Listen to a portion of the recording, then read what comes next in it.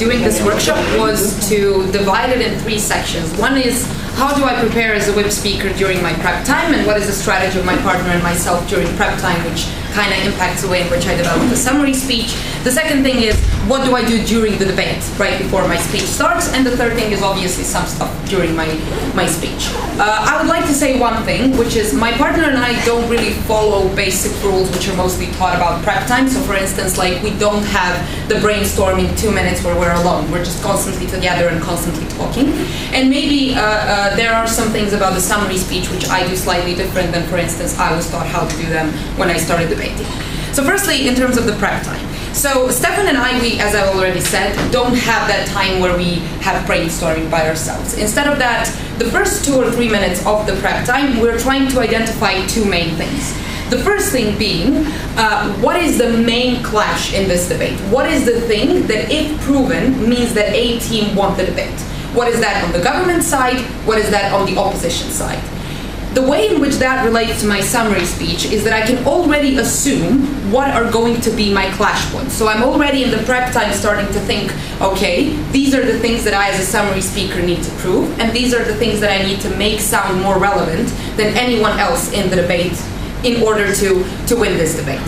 The second thing that we are doing is one of the advice that I've received from my mentor when I was on my novice course, which is in first 2 minutes, we come up with the philosophy of our case.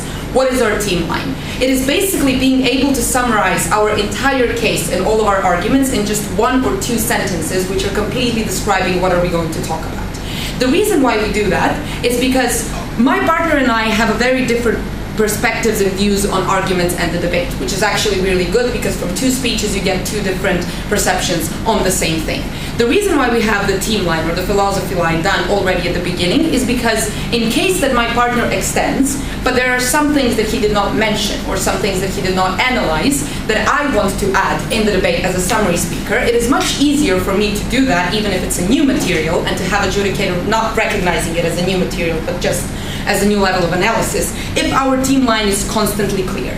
So in that sense, I can say that it's not a new argument, but it's rather than that just new level of analysis. So those are the things that we literally do in the first 2 minutes of prep time. We are sure what is the thing that we need to prove, and we are sure what is the philosophy of our team and how are we actually going to prove it.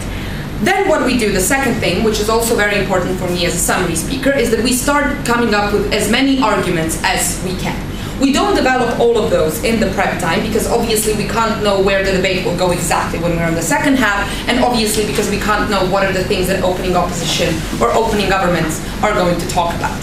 However, what we do is we come up with just a bunch of arguments, usually 7 to 10. Obviously not all of them are being very analyzed, but what we then do is we assume this one is going to go in the opening half.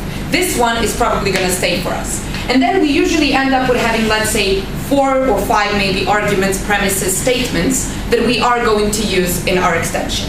Then what I do as a summary speaker already in the prep time, I'm trying to see how can I relate those 4 things in order to have 2 or 3 clash points. For instance, Anat was actually judging that debate. Zagreb Euros 2014, the motion was that we should not commemorate any events which are related to Yugoslav wars. So for instance, we've had opening government talking about extreme political parties. Then we've had them also talking about conflicts that may arise between different societies and different states, Croats, Bosnian Serbs, etc. Then they've also talked about, let me just recall everything they talked about. Then they also talked about politicians and the way in which that correlates to different politicians who are now in power and who used to be in power during the 90s, but now they're moderate. Then they also talked about victims. All of those things need to be summarized in 2 or 3 clash points. So in that sense, what I'm doing is I'm trying to see what is the common ground of all of those arguments that my partner and I have came up in the prep time. In practice, what does that mean for the Yugoslav motion? That was national reconciliation, whether or not that is going to happen. And the second thing is what is going to happen with politicians and with extreme radical political parties, because those are the things that kind of relate to all of that. If we take an argument about victims, for instance, that is something that can fit into the national reconciliation, because I get to say, if victims now feel much better if we commemorate on these events, that means that those people are going to be more likely to cooperate with other societies from Croatia and Bosnia, if those are, for instance, Serbian victims, which then fits into the national reconciliation. So basically what I'm doing is, if I have 5 arguments that we came up with in the prep time, I'm trying to see if I can fit these 2 in one clash point and fit these 3 in another clash point. And that's what I'm trying to do. Because like in the debate, you're going to have many arguments always running around, and you as a summary speaker need to identify 2 the most important.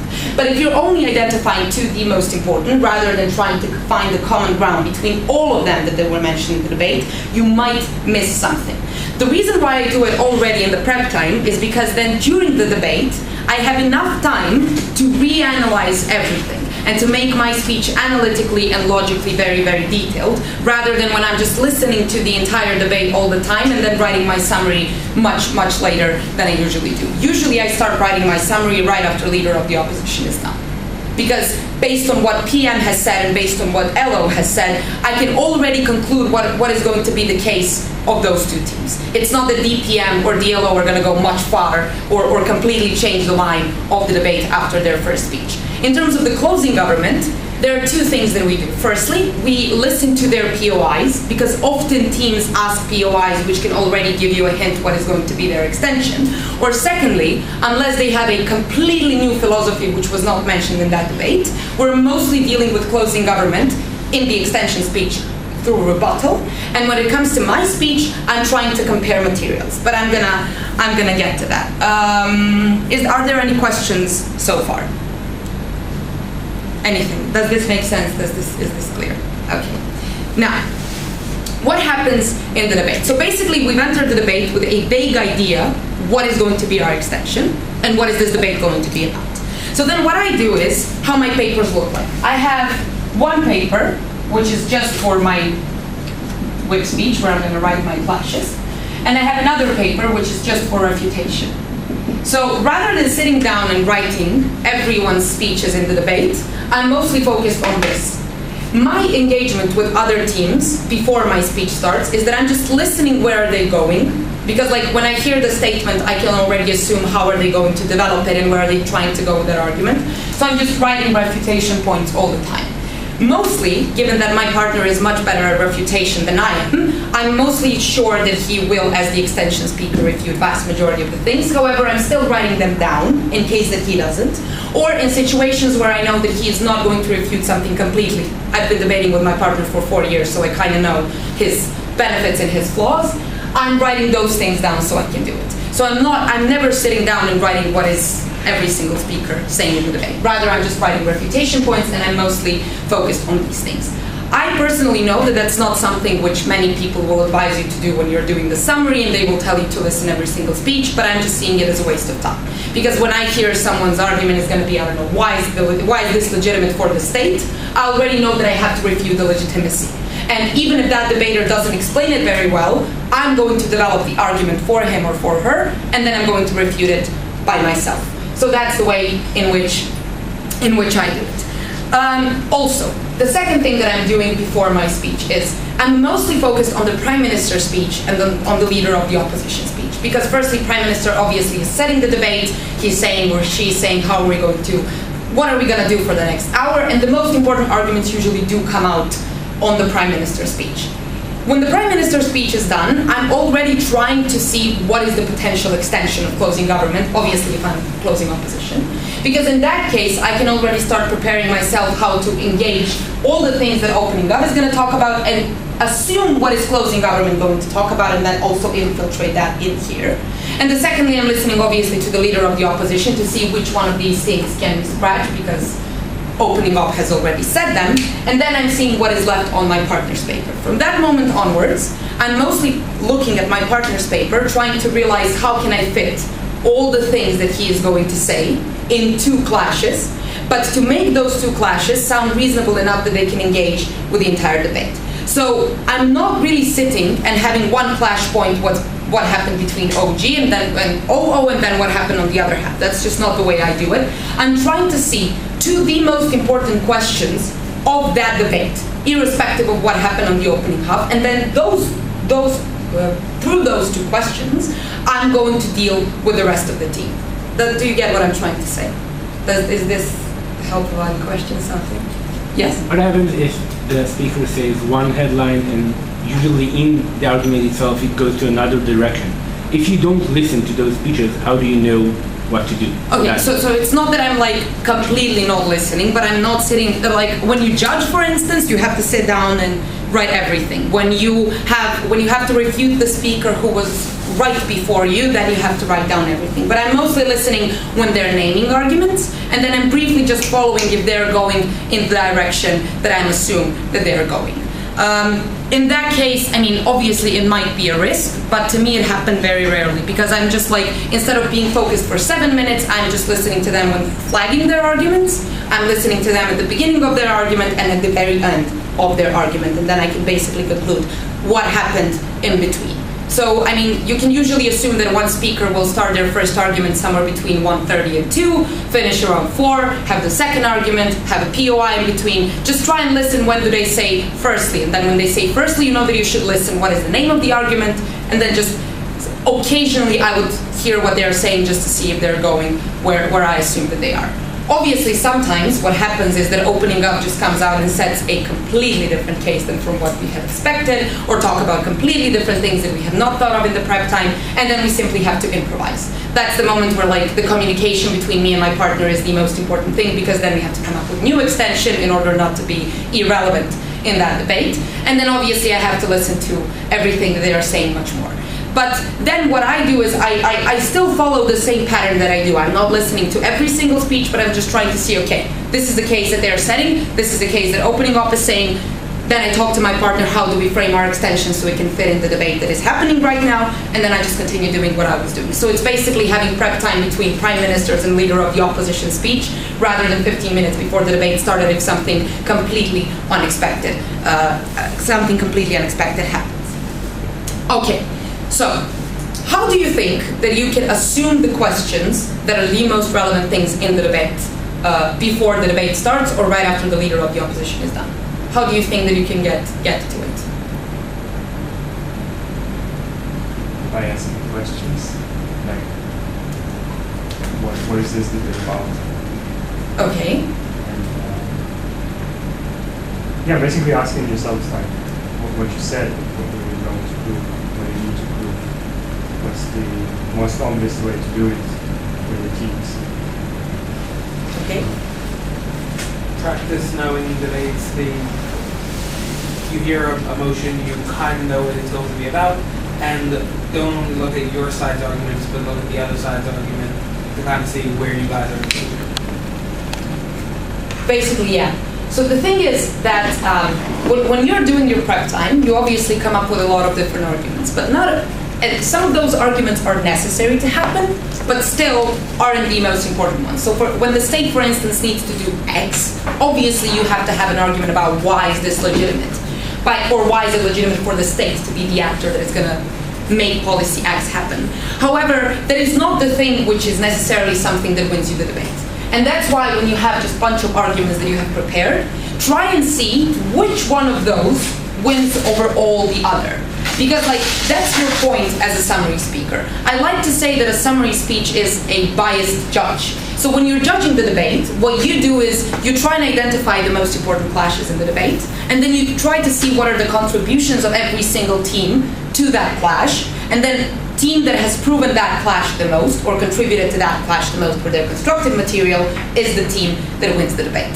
The same thing is how you need to think as a summary speaker. Obviously you can, and that is also one more advice about the prep time, I would always advise you to spend at least the last 2 minutes of your prep time, obviously if you can, trying to come up with what is the other side going to talk about. Because one, that's going to help you very much as a summary speaker to identify out of a bunch of arguments which one are those on both sides of the house that are the most relevant, and then overcome all of the others that people are going to talk about or that you have came up with. But secondly, often it will help you come up with preemptive refutation, which might be very relevant. And secondly, it might help you even come up with more constructive arguments, because often I would have a situation where I have to refute a speech, but then I realize that it doesn't have to be part of my refutation, but it can be actually part of the constructive material. So whenever you can spend the last 2 minutes of your prep time coming up with the arguments of the other side, try and do that, because it's going to be very helpful. So, yeah. Sorry, yeah. Do you find that spending time in prep, going over what you think the questions are going to be, and sort of sticking to those and trying to fit those, may end up leading you into falling into the trap of sort of straining to fit arguments into the questions you thought of in advance? So this is the thing. I'm usually doing that on a separate paper, so that's like a third paper in my prep time. Writing short ideas of the other side. What are they going to talk about? And then, that's why I'm not writing my summary before leader of the opposition. I'm constantly positioning myself as closing off. But that's why I'm not writing anything up until the point where the leader of the opposition finishes the speech, because then I can know what things out of all of these that my partner and I came up with can fit into this. I mean, mostly when you go through 2 or 3 years of debating, and when you go to many different tournaments, you're going to realize that motions are repeating, and that even if they're not repeating, there are many different clashes that are quite similar, just need to be slightly adapted to that particular debate. And then in most cases, it's just literally experience when you can hear the motion and already assume what the vast majority of people are going to talk about. Obviously, you shouldn't have your whip speech prepared before the debate happened, because in your whip speech, you need to incorporate many things that did happen in that debate. But when it comes to this, I would advise you to do it, because in most cases, you're actually going to be right. Like if I tell you, I don't know, this house would legalize marijuana, you can probably assume where the debaters are going to go with it. You can write it down, and you can be prepared. If that turns out not to be true, you didn't really lose anything. But if it turns out to be true, then you have gained a lot. Because while you're writing the ideas that other side might talk about, you're already thinking how to refute them, you're already thinking how to extend on them if that's on your opening half, and you're already thinking how to incorporate it in your whip speech. Because when thinking about those two most important questions, and when at the same time thinking about what is the other side going to talk about, you already know how to engage those two. Obviously, you need to listen to the debate, but this is something that actually saves you time. The reason why I think that you need to save the time is because I think that the main function of the summary speaker is to be analytically perfect. To perfectly explain what are the most important issues, why are those the most important issues, to analyze contribution of every single team in the debate, and then to explain why your particular contribution is the most relevant. All of those things require more analysis than arguments, because in arguments you mostly have to prove why your argument is correct. But as a summary speaker, not only that you have to prove why your argument is correct, but you also have to prove why is your argument relevant for the most important clashes in the debate, and comparing it to other contributions of other teams. So I'm just trying to save my time to make my analysis as a summary speaker beautiful, and I'm doing that by less listening to the teams, just following things that I need to know in order to review them and put them in my debate, and also by coming up with arguments that might show up on the other side in order for me to just already be prepared on those kind of ideas. Any other questions so far? Now, when it comes to the speech, and this is something that I also wanted to show to you how I see it.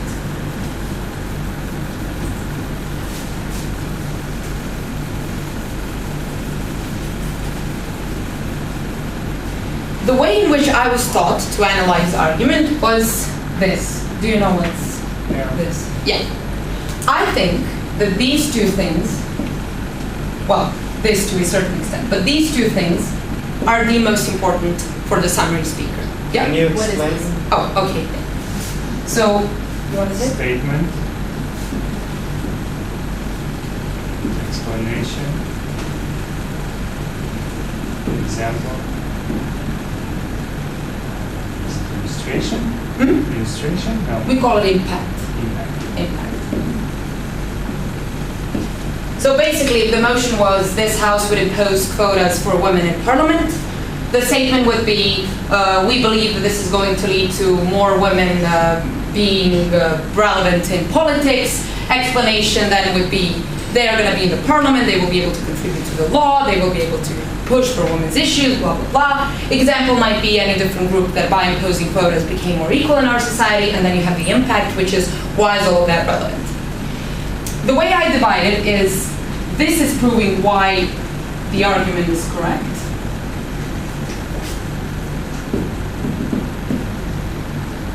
And this is proving why is it relevant.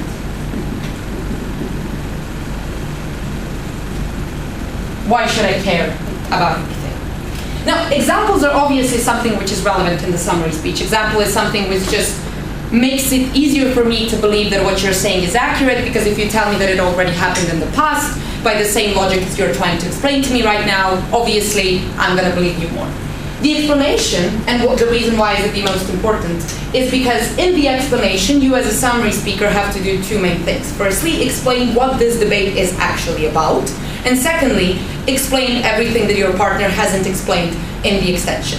The strategy that my partner and I usually do is that he meta-dumps. He just comes out and gives a bunch of arguments in the extension speech, not necessarily correlating all of those. Then what I'm doing is I'm explaining stuff that he didn't during the meta-dump, and I'm making logical connections between all different arguments that he has made. That's the explanation part. The impact part, which I believe to be the most relevant part for the summary speaker, is when you compare all the other things, and then you explain why your contribution is the most relevant one. I've learned this from Vino Goswami. He is one of the US debaters, one of the best debaters that I've had the opportunity to listen to. And by the way, if you want your summary speeches to be beautiful, I would strongly advise you to watch Harish's summary speeches, Jonathan Leader Maynard's summary speeches, and Vino Goswami's summary speeches on YouTube. That is how I basically learned how to do summary. When people were giving me these workshops on summary speech, I would just be like, yeah, but what does this all actually mean? But then when I would actually see it, I would realize what they mean. The way in which Vino does this impact part and the way in which he does the summary is that he comes out and he says, firstly, these are the 2 or the 3 main questions in the debate. And yeah, I would strongly advise you not to call it flashpoints, but to call it questions. Because even though it's a small thing, and even though everyone says that British parliamentary format values content and not style, I personally don't buy that. I think the style is very, very relevant. Not in a sense that which accent you have gives you more speaks, but that also might be debatable. But also in a sense that when you simply make it more clear for the judge, it is much easier.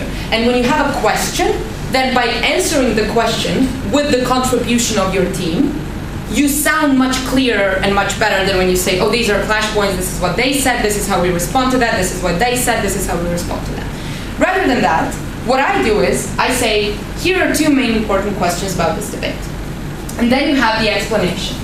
Why are those 2 questions the most relevant?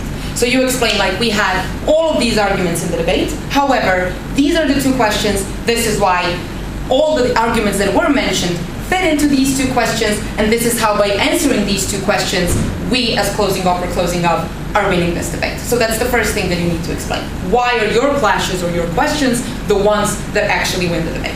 Then the second thing that Vino does that I really like is that he comes out and he does literally biased judging as a summary speaker. So obviously all 4 teams are going to have a bunch of arguments that happened.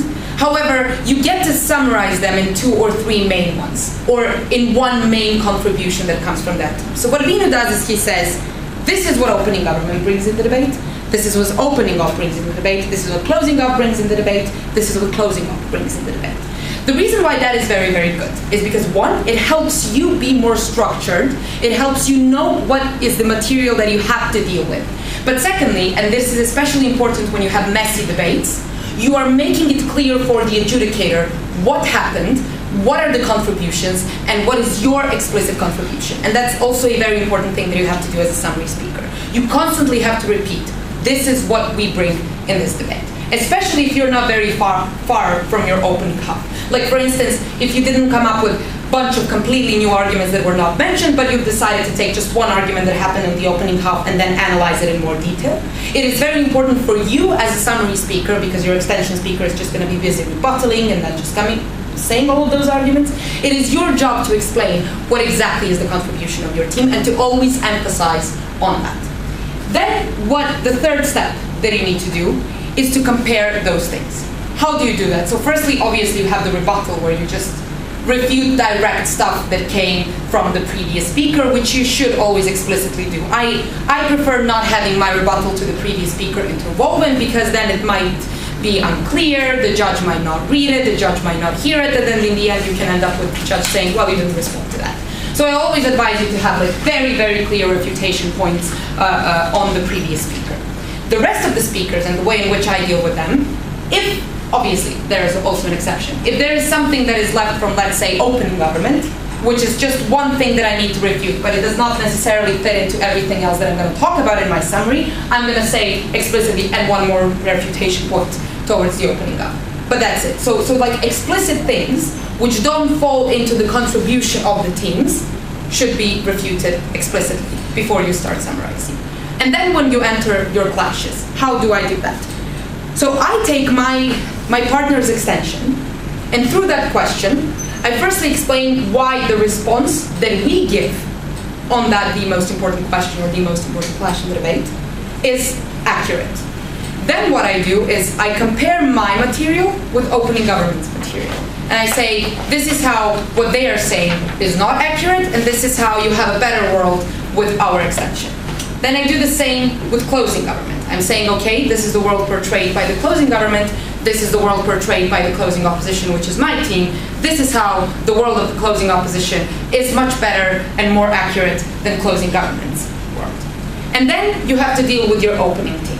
And the way in which you do that, because you obviously have to be consistent with them, obviously you can't be like, oh, what they're saying is bullshit and we just don't buy it. You have to say that it's accurate. What I do is I say, look, opening opposition brought very accurate arguments and very important arguments, and their world is most definitely better than opening govs or closing govs. However, and then the most important thing as a summary speaker is a comparative analysis between you and your opening team, especially if your opening team is very strong. That's where I portray the world of opening opposition and of the closing opposition, and then explain how our world still beats their world on answering that question. Yeah? Oh, okay. Does anyone have any question? Does this so far make sense? Sure? Okay. So, how do you do your summary speeches? What is your so far strategy? Who here does the summary? You do the summary. Okay, so I want to hear how do you do it? All summary speakers of the debate in this room. So? What part of it? In general. I gave you a short version of how I think should be done. In general, I like to look at each clash as proving it in the same way we do a general point. So the statement would be, we won this clash.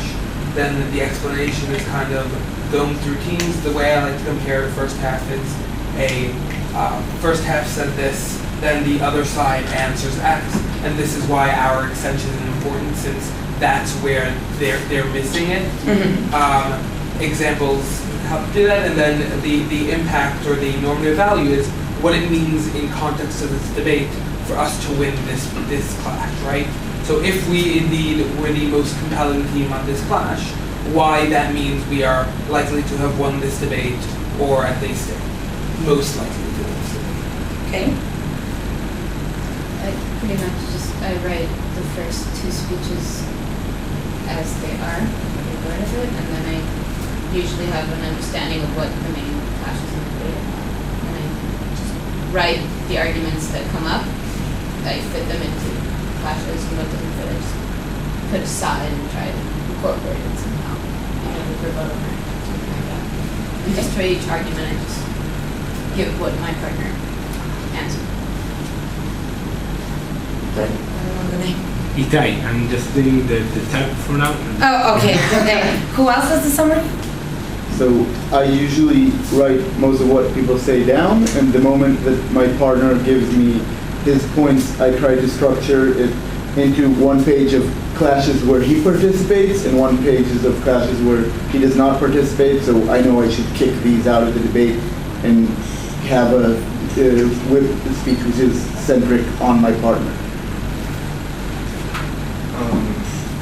I'm not very experienced and I'm very unordered, so I usually just write most of the stuff that has been said, and then just a second before I have to go up, I come up with the clashes, so it doesn't always work. Okay.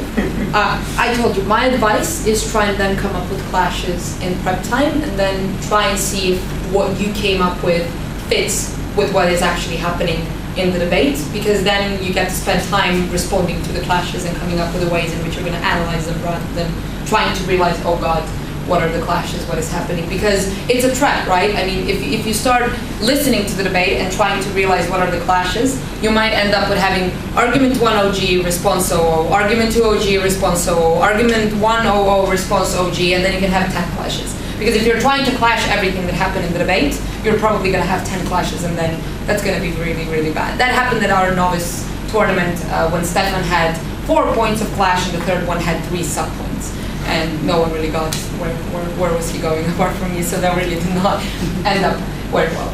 Interesting thing is what he mentions when he says that he's trying to do the summary speech as any other speech in the debate, which actually to a certain extent might make sense in this way. So following the sexy analysis that we have just gave how the argument should be, you can, and that might make it easier for you, that is what I mean, because it really was not clear to me what does it mean to like correlate different contributions of different teams and come up with what is the most important, is, okay, I've identified 2 main questions in the debate, and now I need to respond to them and I need to explain my partner. My partner has already won.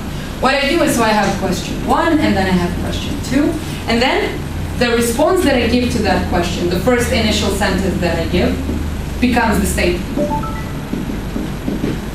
And then I go to the explanation, and then I go to the example, and then I go to the impact.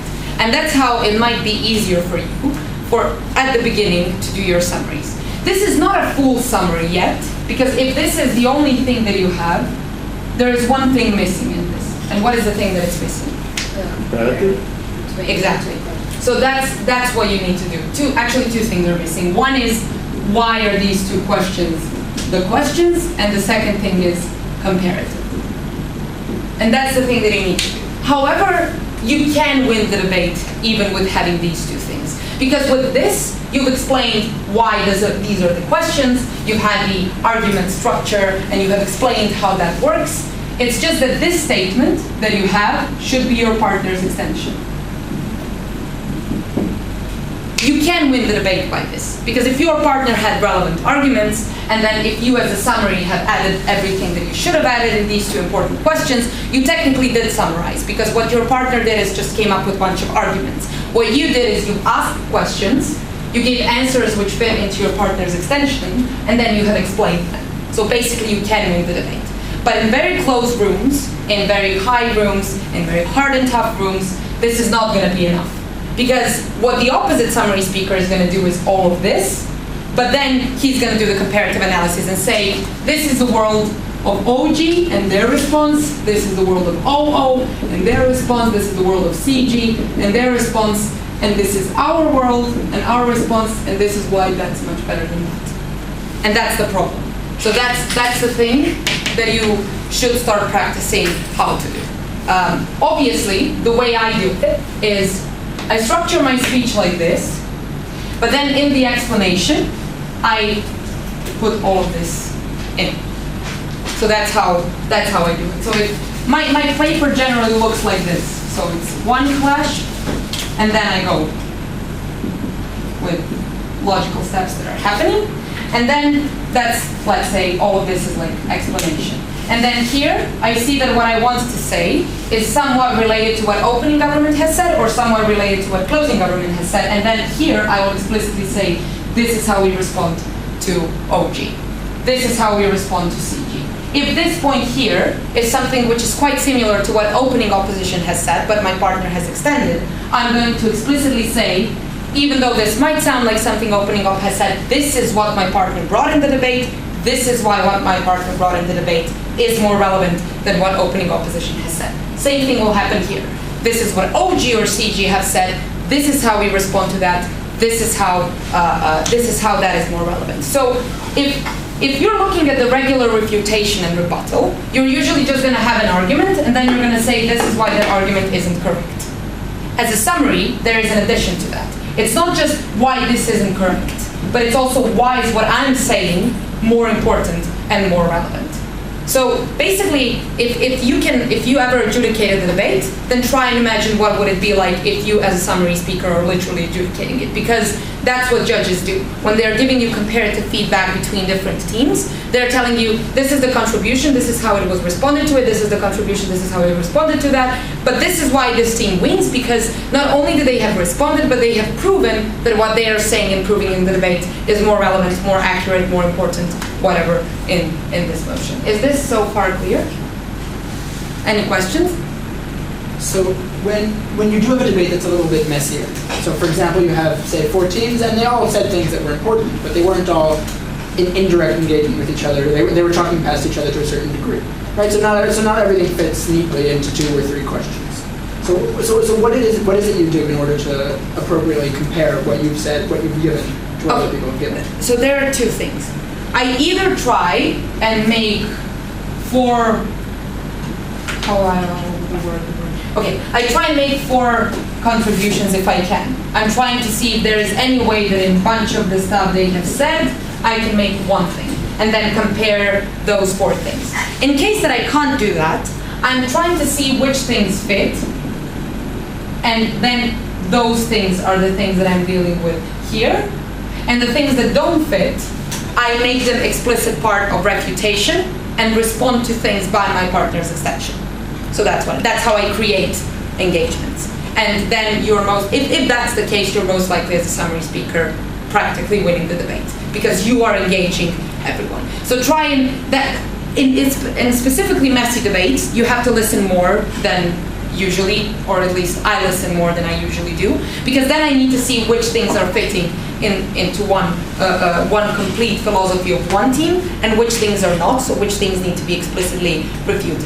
And that's the thing. As a summary, as an extension speaker, when you do refutation, you just do refutation by logic. This is what was said, this is why it's not accurate. As a summary speaker, what you should try to do is, rather than just refuting by logic per se, refute with your partner's extension. So that's how you create the engagement, both between 4 contributions, but also with things that are not necessarily fitting in that contribution. And especially when the debate is messy, I'm going to repeat it one more time, you should do what Dinu does. Have the introduction in the debate where you're going to say, these are 2 most important things, this is what every single team has talked about, and now let's deal with those contributions. Judges will appreciate that. You're probably going to get more speaks as well, because you're going to explain to them what actually happened in the debate, given that no one else in the debate was able to do something like that. That's basically what you have to do. Any other questions? Okay, what is the hardest thing for you as a summary speaker? What are the issues that you have as a summary speaker? To write the speech. What? To write the speech. To write the speech. Taking proper notes in order for you to... In actual, logical arguments, usually for me it's just a whole lot of mess. Because I'm trying to listen and I'm trying to write it out as I do it, and the rebuttal and everything. Okay. Big mess. Yeah, to make the notes, to present them for yourself in the way that later you can inform, just from looking at that and being able to reconnect with all the errors and everything. Okay. Maybe when your partner goes crazy and before he goes to speak, he says, "Okay, I have a new extension, listen." Okay. That's fun. Have you ever experienced the time when the previous speaker before you, either a member of opposition or the government went with something giving completely new analysis or extension that reframed all the relevance of all the teams, and if you have any strategies for quick? Okay, what I would do is the following.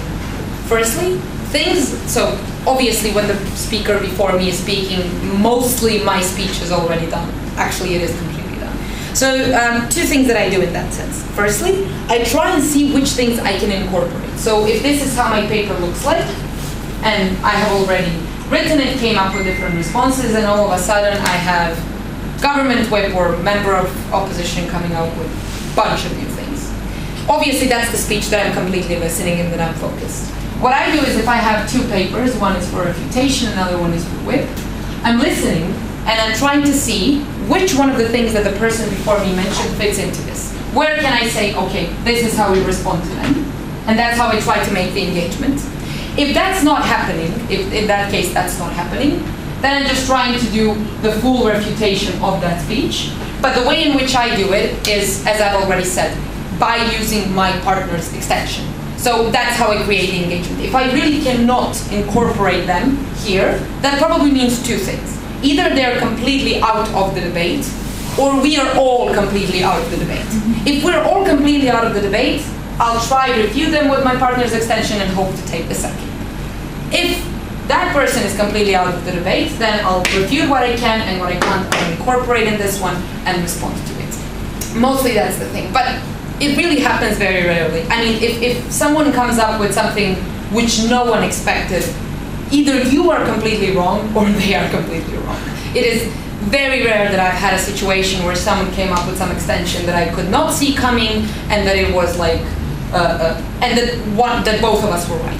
Because like debates somehow become clear. And that's also the thing, like no team wants to risk being irrelevant. And when you're coming up with something completely new and something which was not mentioned, especially as a second half team, you might risk losing the debate because you're just irrelevant. For instance, that was the case in my round 9 in Manchester Euros 2013, when the debate was that welfare should be distributed not as money, but it should be distributed as food, water, whatever. We were closing government. OG, OO, and CO were talking about some economics and all other things, and my partner and I had this beautiful extension, how society will accept welfare more than anyone else, more than in other cases, blah, blah, blah, and we took the fourth. Because even though what we were saying was accurate, it just was not part of that debate. So trying to come up with something completely new that no one really talked about and completely gets out of everything that was mentioned before might be a bit tricky. I advise you to do that only and exclusively only when you're 100% sure that what you are saying is responding to the key issue of the debate. For instance, in Belgrade at some tournament, we've had a debate that LGBT community should abolish pride as a method of fighting for equality. OG, OO, and CG were talking about whether or not gays should have rights in the first place, and we as a CEO came out and said, look, what these three teams were talking about is not the debate. This debate accepted the premise that LGBT community deserves the rights. The question is whether or not going with pride is something which will lead to their goal faster, more efficient, or not.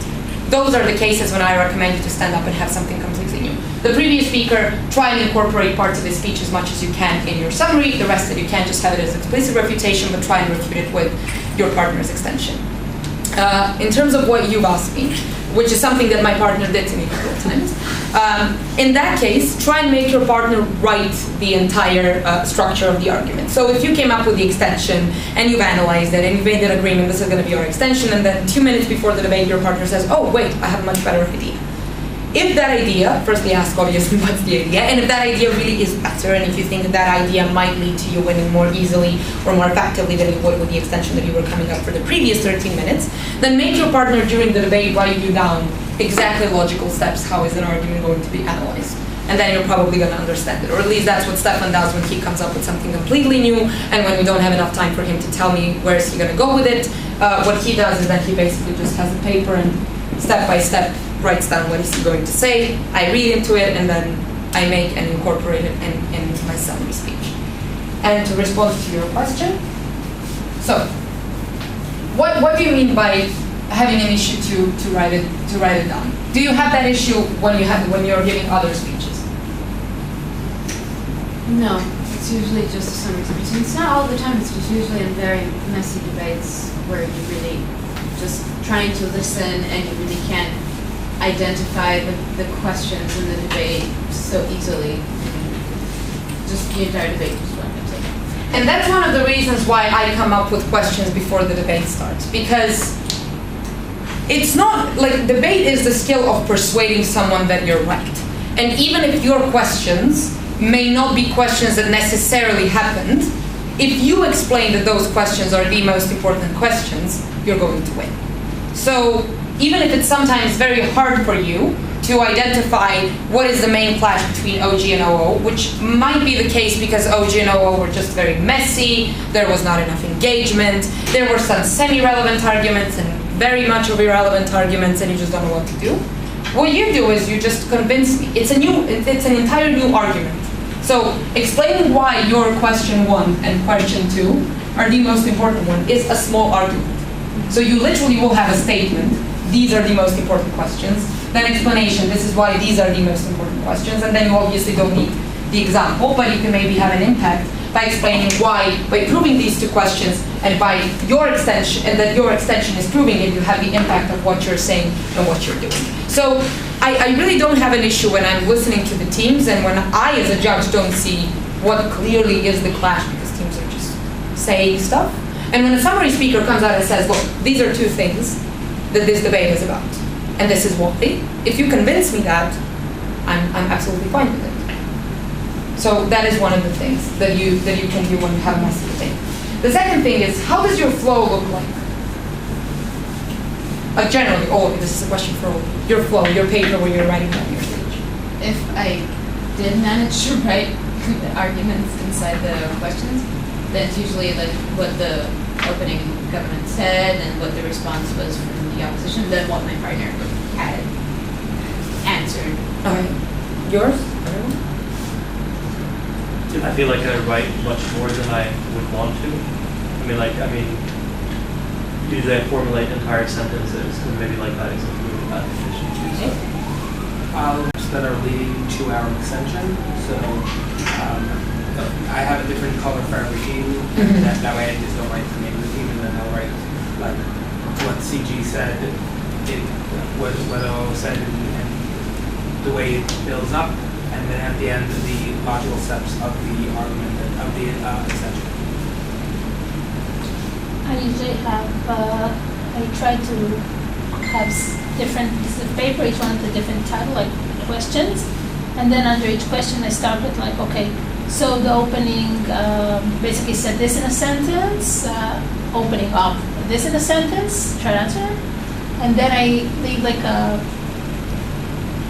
huge chunk of paper empty to fill in the extension, what we brought, and then I tried the other closing house team try to fit in like an engagement to some points. We go do that, they try to answer, but it doesn't really answer, or they said this, but our extension answered that.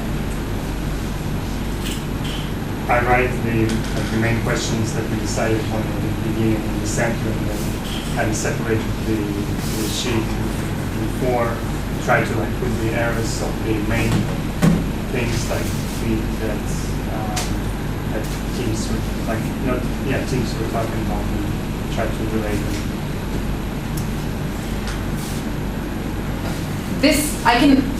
Obviously it's a very individual thing, but here are some things that I do, and the thing that I would not advise you to, what you mentioned. Don't have transcripts, don't have sentences, don't have too many words, because then you're either going to read your speech and then it's really not persuasive, or you're going to get lost.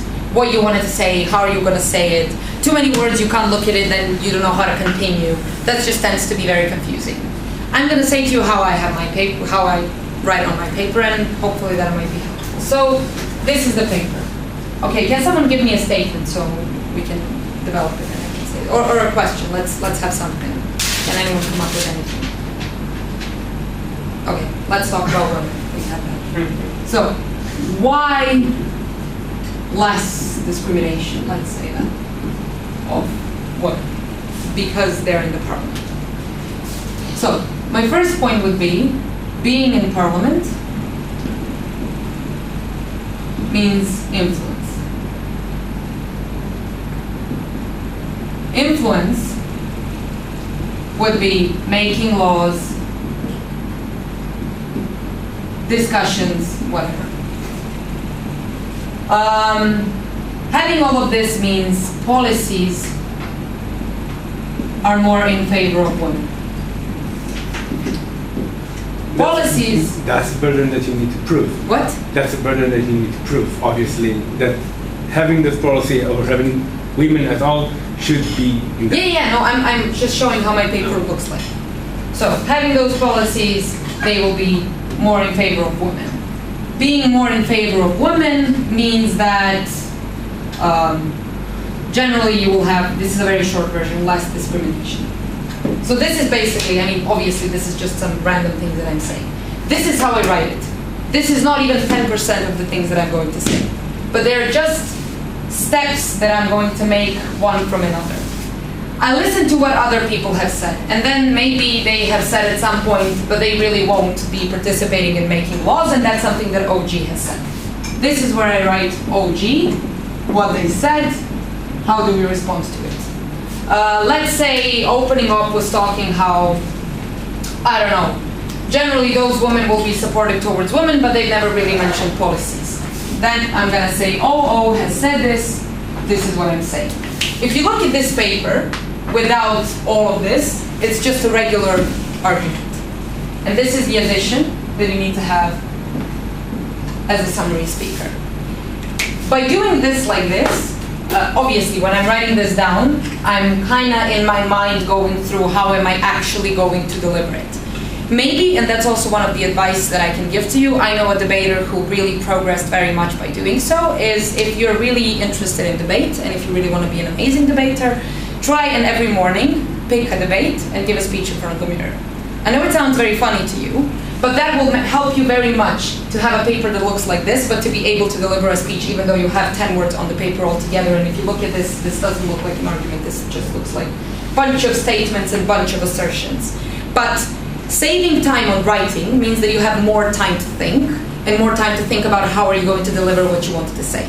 Practice is the best way, so if you can, try and do it in front of the mirror every morning, because then you get to look at yourself.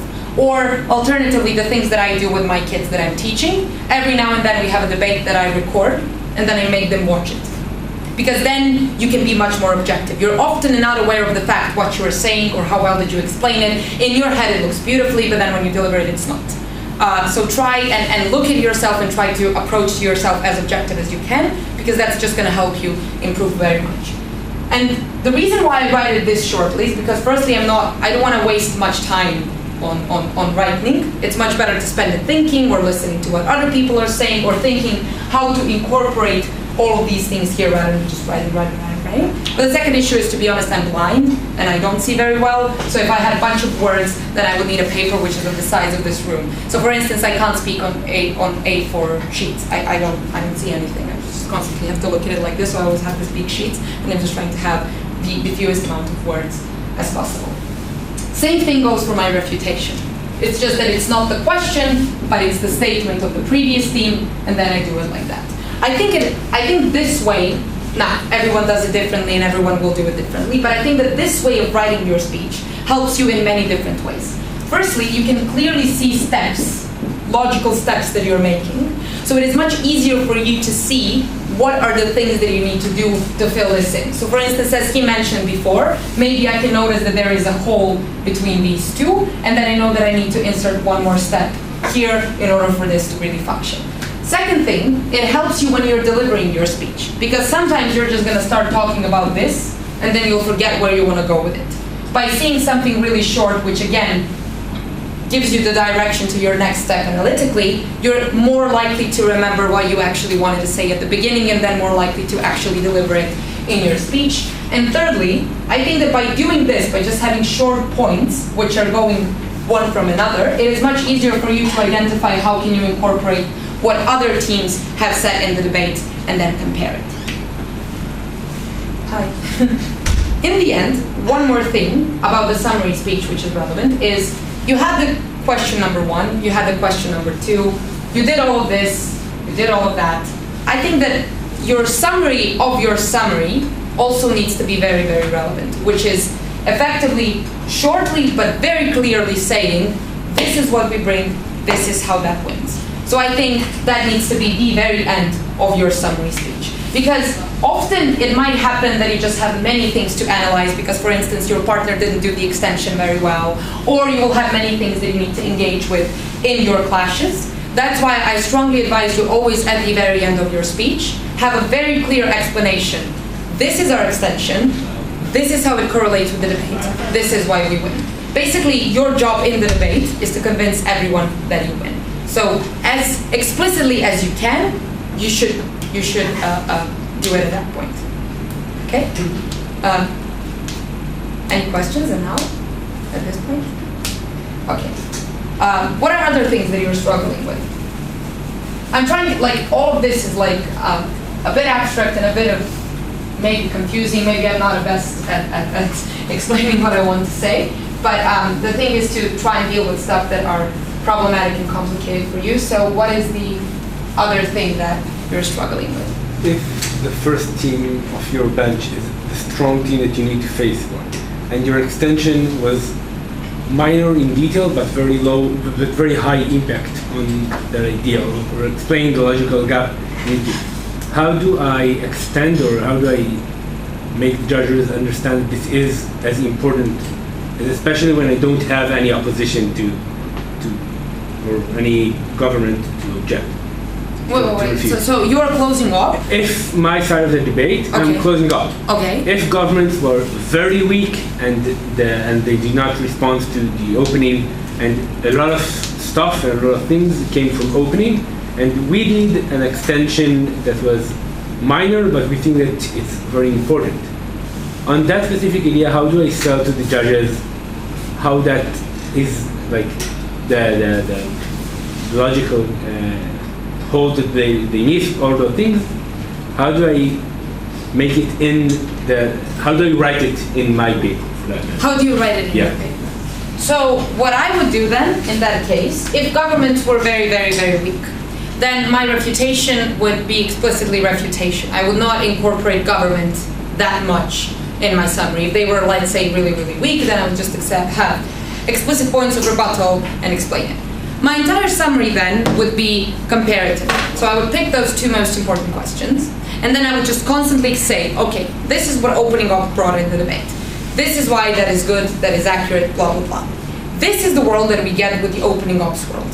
However, what we bring as closing opposition is this. This is how that is actually accurate. And then you have the comparative of the world that you have and of the world that opening up has. For instance, if you have, okay, that's the debate that comes to my mind. We've had a debate in Split about banning multinational companies to do any job related, multinational companies that regarding food, to do any job in third world countries. And our opening up had a bunch of arguments. What are the problems? How if we ban this, the companies will leave, and then if they leave, people will have no job, and blah, blah, blah, and blah, blah, blah. And there were many, many practical arguments that were obviously very hard, very, very good, very well analyzed, very complicated. What we have tried to do is, rather than focusing what is going to happen now, because all of the things that our opening up was talking about were things that are going to happen now. Companies will leave now. People will lose the job now. They will have much less money now. They have effectively mentioned everything. What I did, and what was actually the way in which we won the debate, was that I tried to talk about long-term things. So I said, okay, everything that opening up has said is very, very accurate. However, what we're going to do, and by using opening up's logic, is prove to you why not only that things will be bad now, but will be bad in 5, 10, 15, 20 years. And then, when I did that, I have explained that even though everything that opening up has said is beautiful and very accurate, and in fact very helpful for our case, the most important thing isn't what's going to happen now. Because often when you want to make a change, for instance, when you want to have gay rights imposed in the country, you're going to have a short-term backlash, and those are going to be the consequences now. The question is, what's going to happen in 10 or 15 or 20 years? Will that backlash remain to exist and be relevant, or will that backlash be irrelevant? Which is exactly the thing that I did right now. Even though opening up brings and proves everything beautifully, what we bring in this debate is why long-termly there's no chance that these societies will ever develop, that these people will have a better life, that there will be companies which will be able to provide everything that these companies are able to provide right now. Often you might lose with it, because if the conclusion, and that's how, like, when people tell you you've lost the debate because you don't have an extension, that actually means that the conclusion that opening up or opening up have reached does not differentiate comparing to what your conclusion was. Thus, there is no contribution to the team. Thus, if your team was not in the debate, everything would stay the same. Sometimes when you have a really strong opening team, or sometimes when you have a really narrow debate, simply does not allow you to have a very relevant extension, and for instance, you have a judge who considers extension to be something which has to be completely new, you might lose. In that situation, try and deal with your OG and CG the best you can, and at least make safe second. But if you see the space of proving something which is, in terms of the conclusion, different than what OO has brought, do that and then compare why your conclusion, even though is smaller than bunch of things that were brought by opening up are actually more relevant. So that's, for instance, what we did. And that was, in that debate, the best that we could do. To just prove that, yeah, opening up said that something will be bad, very bad now, but opening up never responded, will it be better or will it be worse in the long-term future? And that's what we bring in this debate. That it will never be better if these companies are banned from working in third world countries. That's the best that we can probably do in that case. But in most of the cases, your opening teams are really not going to say everything. They're just going to have arguments. Some of them will be analyzed, some of them won't be analyzed. And if it's a narrow debate, then try and catch those ones which are under-analyzed, and you analyze them. And that's the thing. Your partner should analyze them in the extension. But you, as a summary, need to explain why those points that your partner has analyzed are more relevant than what was already analyzed on the opening. Does it make sense? Any other questions? Can I just ask, I mean, so like as a web speaker, could you just generally sort of explain what you sort of do for the entire debate before you speak? I mean, like in terms of like what notes are relative? Like, I mean, like what's relative in terms of communication with the extension speaker, things like that? It's like a really big question, but I mean, Yeah. No, I think sometimes I mean, like it's a really long time that you're just, I mean, like, and a lot of things are repeated and repeated and repeated. Some of those things that I do during the debate I've explained, I can just I can surely repeat it to you or say it to you after the workshop. But in terms of the communication, which is something that I haven't already said. So firstly, our communication is our extension remaining the same as we had planned it in the prep time? Are there any significant changes that I need to know in order to incorporate them in my speech? Second thing that we very often talk about is refutation. Like, how are you going to refute this point? Because in the way in which he refutes that point, I will incorporate it in my summary speech, or if I have to refute something again, or something very similar to that, I'll use my partner's logic. The third thing that we often communicate is sometimes strategy, which is POIs, because what I actually learned from Michael Shapira is that POIs are the best thing that you can have to either A, distract the team, ask them something which sounds relevant but actually isn't, and just make the speaker spend 2 minutes of his speech or her speech talking about something which is completely irrelevant. Or secondly, you can have a very, very damaging POIs, and that's a very good thing. If you have a POI where, irrespective of does the speaker say yes, you have 10 more minutes. Okay, irrespective of do they say yes or no, they're anyway screwed. Those are the things that we often talk about. Are there any such sort of POIs that we can do? Is there anything else that we talk about?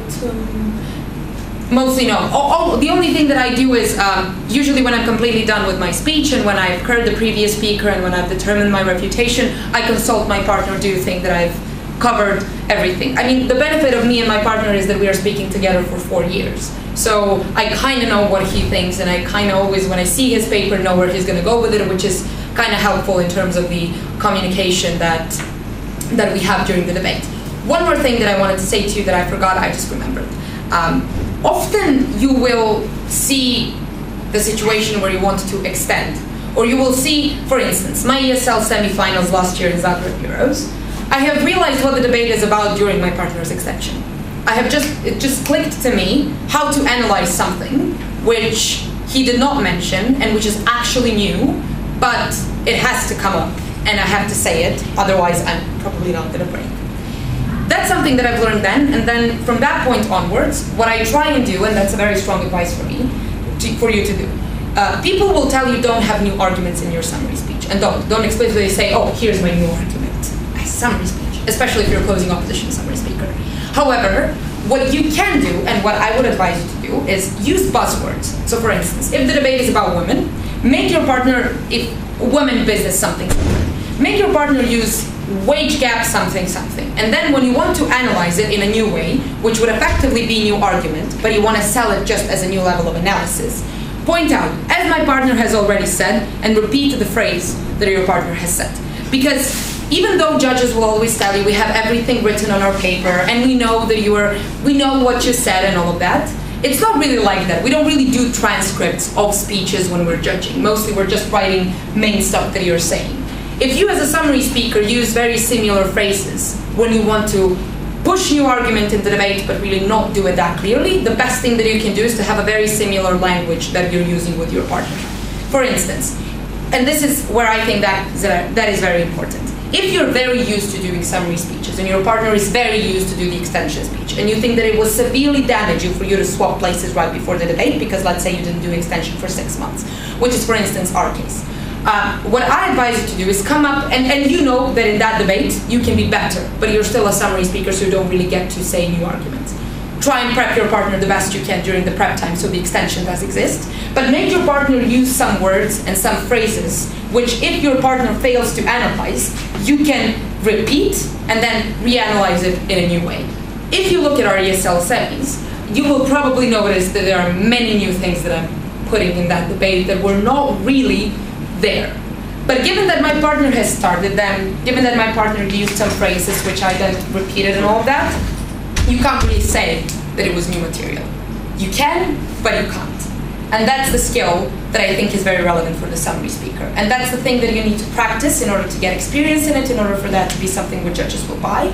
But I would strongly advise you that, because if you say that a summary speaker can only reanalyze stuff and do the comparative analysis, you're potentially losing space for some new arguments that you can put in, which can be very, very useful. And there's no need to do that if you know how to push it in. Are there any other questions? Was this helpful? Yeah. Okay.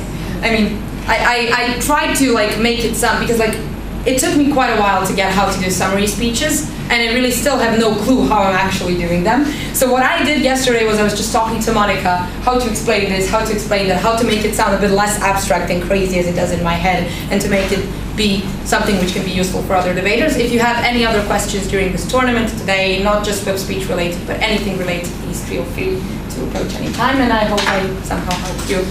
Good luck at the tournament.